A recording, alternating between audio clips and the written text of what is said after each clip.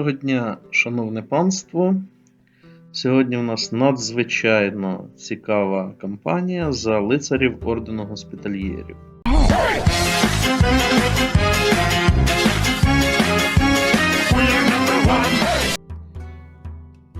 Як бачите, кампанія проходила на рівні складності Iron Man. Кампанія була не самою легкою, але, скажу відверто, дуже цікавою. Для того, щоб не займати багато часу, одразу перейдемо до гри. Я покажу вам про те, як вдалося досягти цього результату. Як розумієте, лицарі Ордену Госпітальєрів розташовані на початку гри на острові Родос, мають одну провінцію і більш нічого. Однак вони мають неймовірний бонус за рахунок того, що здатні здійснювати пограбування прибережних зон, піратство. І таким чином ця механіка гри дозволяє тримати на належному рівні економіку цієї країни. Який залог успіху? Безумовно, в регіоні домінантою на початку гри є Османська імперія, тому основна мета госпітальєрів якомога швидше отримати необхідні союзи. Найкраще за все для цього підходять країни, які обрали своїм супротивником Османську імперію. В цій кампанії у мене такими союзниками були Венеція. Також до союзників я долучив спочатку Валахію, потім Албанію. І з чого, власне, все почалося? Найважливіше в кампанії за госпітальєрів з самого початку якомога швидше захопити провінції ще доти живої Візантійської імперії. Справа от у чому.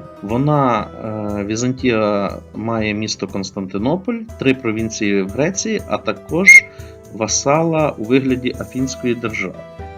За результатами війни з Візантією, якщо ви захоплюєте всі належні їй провінції, то фактично їхній васал після цього стає вашим васалом. Саме тому за рахунок першої війни ми змогли одразу отримати необхідні нам території та необхідну базу для війни з османами. Далі ми після успішної війни з Візантією добрали війська і в швидкому доволі темпі оголосили їм війну за провінцію Геліболу, яка знаходиться на Балканах. Найскладніша війна з османами – це, безумовно, перша війна, тому що якщо ви виграєте першу війну, далі вам стає легше. Основною проблемою є перекриття, власне, протоки Босфори Дарданели для того, щоб османські армії не могли вільно переміщатись. Тому вам необхідно буде мати в союзниках потужну морську державу, як у мене, наприклад, це була Венеція. Таким чином, за рахунок контролю протоки, після того, як ви перший раз розіб'єте османський флот, у вас особливих проблем, в принципі, уже не буде. Не прагніть 100% рахунку в першій війні, саме головне – заберіть прибережні провінції для того, щоб до другої війни у вас був міцний флот. І далі спокійно, методично починаєте просто виносити османів, а також захоплювати території на Балканах. Це вже залежить від обставин того, як у вас складається гра. Що важливо? Важливо те, що при першій ліпшій нагоді вам необхідно мати доволі міцного союзника. В цій кампанії в мене таким союзником була Франція, оскільки це, по-перше, християнська католицька держава. По-друге, своїми конкурентами я вбачав колоніальні держави Піренейського півострова, Іспанію і Португалію. Про них зупинюся трохи докладніше пізніше. А зараз варто розуміти, що ви бачите, у вас відображається напис «Латинська імперія». Що це означає? Дійсно, граючи за лицарів Ордену Госпітальєрів, вам необхідно захопити Палестину і перетворити це у володіння. Тоді ви матимете можливість змінити назву держави з госпітальєрів на Латинську імперію. Після того, як оці 3 провінції ви переведете у володіння, у вас з'являться нові механіки, між іншим вони чудові. Зараз ми до них також доберемося. І після того, як у вас уже буде ця Латинська імперія, по суті, фарбування карти зведеться до того, щоб ви могли вдало розбивати коаліції. А розбивання коаліцій, скажімо так, це нескладний процес, хоча він вимагає окремих, скажімо так, правильного планування. Наприклад, розуміючи, що фарбування карти воно неодмінно вимагатиме від вас агресивної гри, у вас постійно можуть виникати коаліції з певних країн. І залогом успіху буде те, що ви будете вміло використовувати механіку гри, яка забороняє сильній країні, найсильнішим потенційним учасникам вашої коаліції оголошувати вам війну. Фактично країна,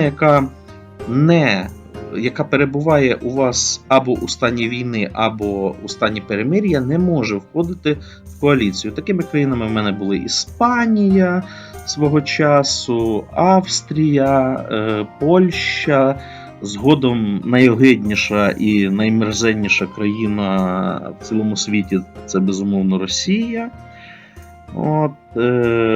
Про те, як виносити цих свинособак, я також зупинюся і окремо вам поясню. Що варто розуміти для себе? Однією з основних проблем, окрім коаліцій, які ви безумовно будете знищувати за рахунок того, що періодично, щоразу, як тільки закінчується перемир'я з найпотужнішими потенційними членами коаліції, вам потрібно оголошувати їм війну.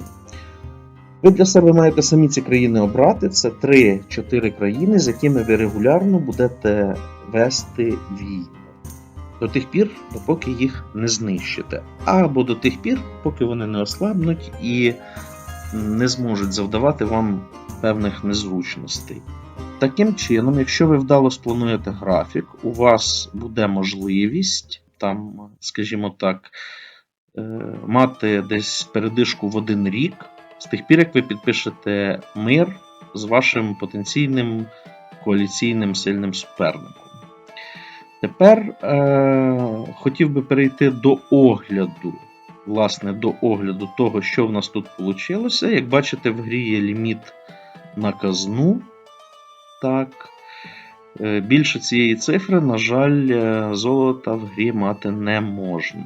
Коротко пройдемося по вікнам, які нас цікавлять. Тут нічого особливого, тут у нас фокус на адмінці, безумовно, вона у нас є найнеобхіднішою. Як бачите, визнані культури у мене всі з базових наших провінцій, коли ми починаємо кампанію, у нас є можливість утворити культурний союз, чим ми, власне, користаємося. В частині, що стосується дипломатії, складно щось сказати, тому що, як бачите, більше країн в світі не лишилося, це вікно нас в меншій мірі цікавить. Загальний дохід, можливо, і міг би бути більшим, хоча я сумніваюся. Справа в тому, що колонії відтягують на себе частину торгівлі, технології у нас ще до кінця не досліджені, але нам це і не потрібно. Ідеї. Тут варто зупинитися, зверніть увагу на послідовність. Адміністративні виключно за рахунок того, що є тут така прекрасна штука, як зменшення вартості націоналізації. Це дійсно необхідна механіка. Державна служба, безумовно, і бонус до ліміта керування. Далі дипломатичні, кількісні. Ідеї впливу неймовірно потрібні, якщо у вас є мета пофарбувати карту. Чому? Тому що, маючи велику кількість васалів, ви за результатами війн можете відбирати, а потім передавати їм провінції. Зокрема, таким васалом у мене була Запорозька Січ. Вона була в кордонах значно більших, ніж територія сучасної України. Але все одно ми її потім поглинули, тому що мета кампанії була саме у фарбуванні карти. І експансійні. Решта ідей – це вже не принципово, скажімо так. Завдання дуже швидко виконуються, за госпітальєрів вони неймовірно прості. і ви їх швидко виконаєте. Саме за допомогою сувоїв, якщо я не помиляюсь, ми утворюємо Латинську імперію. Стосовно лімітокерування. Ліміт керування для багатьох це дійсно проблема. Якщо ви подивитесь карту володінь і територій, ви побачите, що у мене фактично оця частина – це володіння. Звичайно, столиця у нас знаходиться в славному місті Києві. Це правильно, так і має бути. Тому що це найвеличніше місто, між іншим, найкраще місто в усьому світі. Так от, що хотілося би сказати. Дорогі друзі, кампанія була цікавою. Якщо вас буде цікавити подібний контент, ми створимо ще декілька подібних відео. А поки що я пропоную перейти до статистики і подивитися, яким саме чином ми досягли того, що у нас сьогодні вийшло.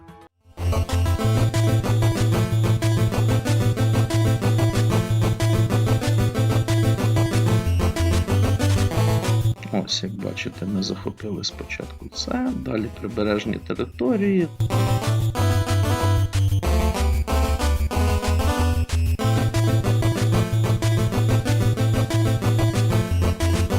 Також зверніть зараз увагу, коли ви будете воювати з османами, здається, мені в кампанії довелося залишити одну прову османів саме в цій локації. Для чого? Для того, щоб мої союзники з Європи охочіше йшли на війни з османами. Якщо ви не залишите на Балканах жодної провінції османам, вони далі не хотітимуть іти війни через дуже далеку відстань.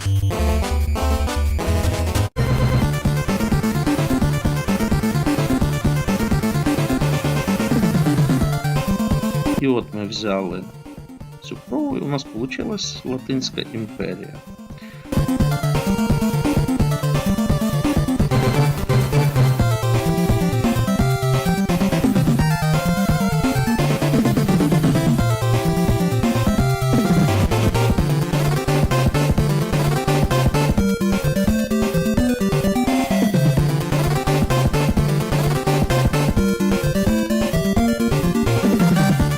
Тут була утворена Запорізька Січ. Між іншим, оці прови були передані, але чомусь, незрозуміло чому, в цьому режимі воно не відображає те, що це провінції саме Запорізької Січі. Хоча от колір їхній, і це фактично все було їхнє. Незрозуміло чому так. З результатами війн я забирав, а потім власноруч передавав їм ці прови, тому що так було дешевше, це впливало на військовий рахунок. Також зверніть увагу, що коли ви воюєте з колоніальною державою великою, то вам не треба захоплювати регіони в колоніях. Набагато краще захопити національні провінції і потім всі колонії старої країни стають вашими. От відео і власне доходить до кінця. Я дякую всім за увагу. Сподіваюся, всім було цікаво. Пишіть ваші побажання в коментарях.